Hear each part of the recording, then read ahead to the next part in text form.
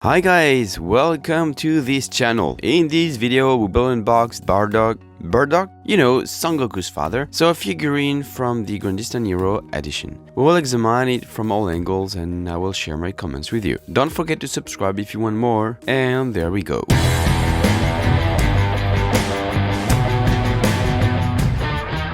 There we are, this is the box of the figurine. As you can see here, this is the Grandista Nero collection by Banpresto. Down there, you can see this is from the Dragon Ball Z universe. Over here, a straightforward view of Bardock with his black hair, because you actually have an extra head for this figure. There you have the front view right here. So this is the Super Saiyan version in 3/4, and then the usual legal mentions. Alright, let's open it up.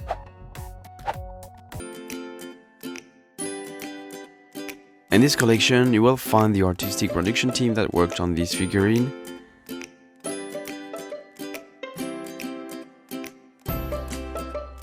So you have 4 parts, plus the base, the bust, the legs, and the 2 heads. We do put one at a time, obviously. Here is the Super Saiyan version.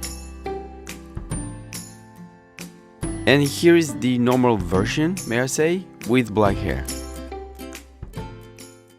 And here it is, our figurine is assembled. I'll let you discover it up close at first. Well, I'll tell you right away, I'm pretty excited. It's a beautiful modelization as you would expect from this collection. Come on, let's take a quick tour of the figurine before going into more details. So the figurine is 29.5 centimeters high and 14 centimeters wide, and in this Super Saiyan version we go up to 32 centimeters high. The figurine is very stable, it can stand without the base, which comes in the same color as the suit. So we have a navy blue suit, very dark, with the socks and the red wrist guards, on which we have fold marks and a nice work on the textures. We have a stance that shows their determination in combat, very tight fists, so the whole with the faces is super coherent. Pretty cool little wear effects here and there on the armor, but not on the skin or the suit. Unsurprisingly, we have a musculature that is well highlighted from the shades of color around the arms and the sculpts on the thighs, but on the pants we have no shadow effects at all, unlike the great work which had been made on Vegeta figure in the same Grandista Nero collection. We're going to make a little focus on the heads of the figurine. The faces are well done in terms of colors. The scar is painted on the cheek, I think that's fine. These sorts of grooves on the strands bring a nice volume to the hair, and we can feel the determination of the guy with his expression. Here you can see there is a fairly obvious joint on the black hair. It's a shame, but on the Super Saiyan side though, it's much better. We don't see any joint there. I'm not a big fan of these orange streaks on Bardock's face because the contrast is really strong with the skin. Besides, I don't understand what the basic idea is, because if we look here, or here, well, there is none. There are small flaws that we can notice, but it will also depend probably from one model to another. In this case, we have on a very small part of the hair at the level of the neck a very bright yellow color here. I admit I do not really see what could have happened. A level of layer of paint that has not been applied well, maybe? For the armor on the back, you see a small paint stain on the right shoulder blade.